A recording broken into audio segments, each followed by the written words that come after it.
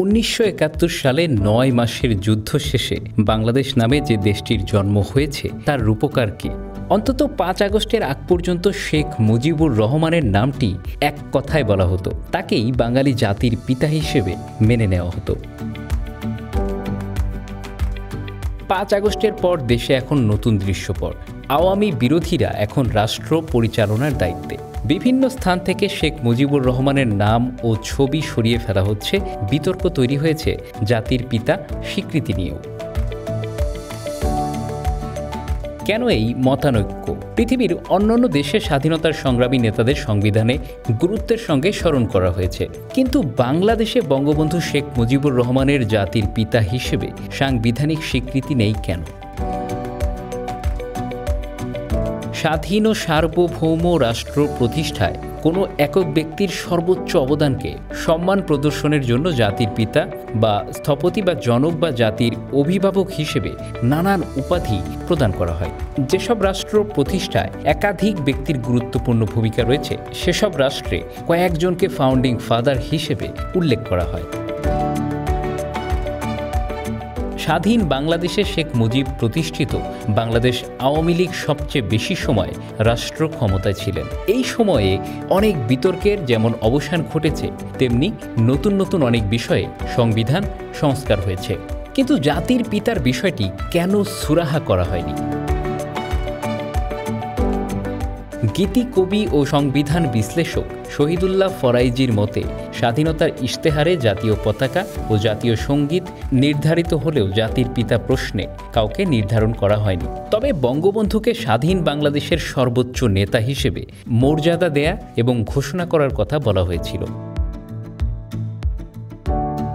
পরবর্তীতে সশস্ত্র মুক্তি সংগ্রাম থেকে শুরু করে স্বাধীনতার পরও আওয়ামী লীগ কখনো সাংবিধানিকভাবে বঙ্গবন্ধুকে জাতির পিতা ঘোষণার কোনো রকম উদ্যোগ গ্রহণ করেনি।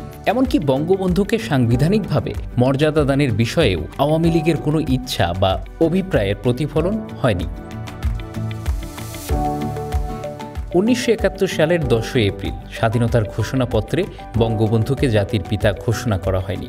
তেমনি স্বাধীনতার পর 72 সালেও জাতির পিতা তো দূরের কথা, বঙ্গবন্ধুর অবদানের কথাও সংবিধানের প্রস্তাবনায় উল্লেখ করা হয়নি। যদিও বিশ্বের বহু সংবিধানে জাতীয়তাবাদী আন্দোলনের নেতাদের অপরিসীম অবদানের কথা সংবিধানের প্রস্তাবনায় উল্লেখ রয়েছে। ভিয়েতনাম, চীন, কোরিয়া ও তুরস্ক সহ অনেক দেশের সংবিধানে জাতি বা রাষ্ট্র গঠনে জাতীয়তাবাদী আন্দোলনে সংগ্রামী পুরুষদের অবদান স্বীকার করে তাদের প্রতি সাংবিধানিক মর্যাদা নিশ্চিত করা হয়েছে।